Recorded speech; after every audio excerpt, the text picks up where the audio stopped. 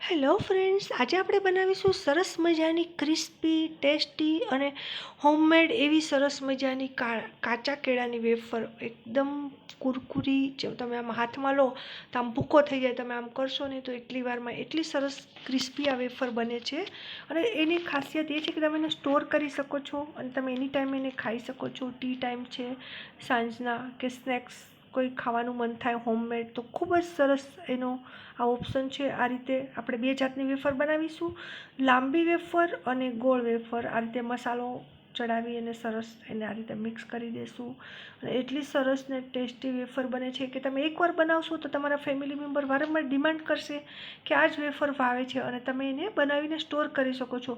ખૂબ જ ઓછા કેળા હોય છે. અહીંયા મેં ફક્ત અડધો ડઝન કેળા લીધા છે, તો પણ ઢગલાબંધ વેફર બને છે આ રીતે.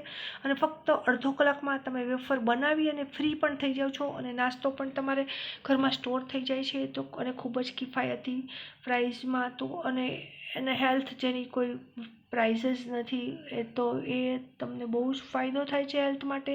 તો આ રીતે સરસ મજાની ક્રિસ્પી અને મજેદાર એવી કાચા કેળાની વેફર્સ ખાસ સ્પેશિયલ ટિપ્સ અને ટ્રિક્સ સાથે હું તમને આજે બનાવતા શીખવાડું છું. અહીંયા મેં એના માટે કાચા કેળા લીધા છે, અડધો ડઝન કાચા કેળા.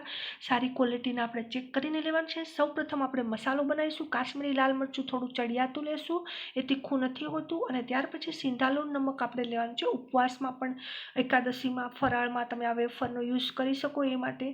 અને થોડો અમથો સંચળ પાવડર લેવાનો છે. અગર તમને પસંદ હોય તો તમે મરી પાવડર પણ લઈ શકો છો.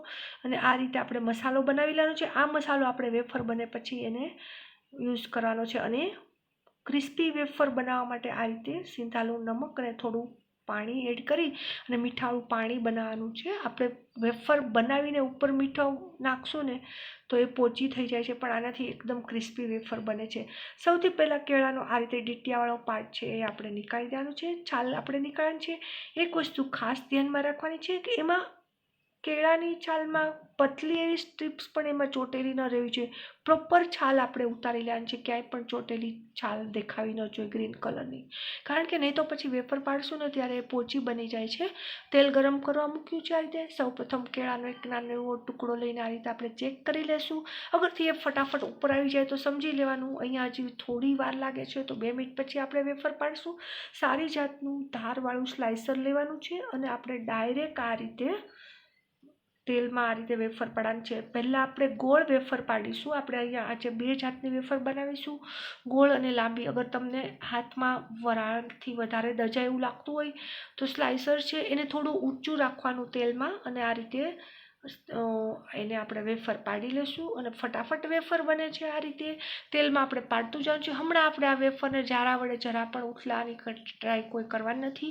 અને એક વસ્તુ ખાસ ફ્રેન્ડ્સ, કે એકની સાથે 2 કેળાની છાલ આપણે ઉતારી લેવાની છે, જેથી ફટાફટ આપણે વેફર ગરમ તેલમાં પાડી શકીએ. ને જ્યારે એ તળાતી હોય ત્યારે બીજા 2 કેળાની છાલ ઉતારી લેશું. એકની સાથે બધા કેળાની છાલ આપણે ઉતારવાની નથી, નહીં તો કેળા કાળા પડી જાય છે. તો આ રીતે વેફરને આપણે પાડી લીધા પછી 2 મિનિટ માટે એને તળાવા દેવાની છે. જ્યારે બબલ્સ ઓછા થઈ જાય ત્યારે જારા વડે આ રીતે ઉપર નીચે કરી લેવાની છે, જેથી ગરમ તેલનો એને બધી બાજુએ તળાઈ જાય સરસ મજાની. અને તમને એ ખબર પડી જશે, એકદમ હળવી થઈ જશે વેફર ફટાફટ. હવે ચમચી વડે મેં અહીંયા મીઠાવાળું પાણી એડ કરી દીધું છે. અને જ્યારે તમે મીઠાવાળું પાણી નાખો ત્યારે ગેસને એકદમ સ્લો કરી દેવાનું છે, જેથી તેલમાં કંઈ છાંટા ન ઉડે, અને બહુ ધ્યાનથી નાખવાનું છે. આ રીતે વેફર આરામથી તમે આ રીતે ઉથલાવી શકો છો. આ રીતે થોડીક લાલાશ પડતી થાય એટલે આપણે એને લઈ લેવાની છે, કારણ કે બહુ વધારે પડતી લાલ નથી થવાની. તમે આમ લેશો ત્યાં સુધીમાં જે થોડીક લાલાશ પડતી થઈ જશે આ રીતે. હવે વેફરને આપણે એક પ્લેટમાં નીકાળી દઈશું આ રીતે. અને આ વેફરને આપણે સહેજ અમથી ઠંડી થવા દેશું, એની વરાળ નીકળી જાય ત્યાં પછી આપણે એમાં મસાલો સ્પ્રિંકલ કરવાનો છે. હવે આપણી આ ગોળ વેફર થઈ ગઈ છે. અહીંયા લાંબી વેફર આ રીતે પાડી છે. કેળું આડું રાખજો. અહીંયા મીઠાનું પાણી સેમ એ જ પ્રોસેસ આ રીતે એડ કરી દેવાનું છે, લો ફ્લેમ પર રાખીને. પછી મીડિયમ ઉપર આપણે લઈ જવાનું છે આ રીતે. 2 થી 3 મિનિટ પછી આ રીતે ઉથલાવી લેવાનું છે. સેમ એ જ પ્રોસેસ. આ રીતે આપણે 2 જાતની કેળાની વેફર થઈ ગઈ છે. ત્યાર પછી આપણે એને મસાલો જે છે એમાં તમે થોડી મોળી પણ રાખી શકો છો સ્ટોર કરવા માટે આ રીતે. અને જે તમારે ઇમિડિયેટલી ખાવાની હોય, આ જો તમે હું બતાવું છું કેટલી ક્રિસ્પી છે, હાથમાં તમે આમ કરશો તો તરત એનો ભૂકો થઈ જાય છે આ વેફરનો. હવે આપણે એમાં મસાલો સ્પ્રિંકલ કરી દેવાનો છે તમને જે વેફરમાં ખાવી હોય એમાં. અને સરસ મજાની આ ક્રિસ્પી વેફર બનાવવાની રેસીપી તમને કેવી લાગી તમે ચોક્કસ કમેન્ટ કરજો. તમારા બધાનો ખૂબ ખૂબ આભાર. Thank you so much.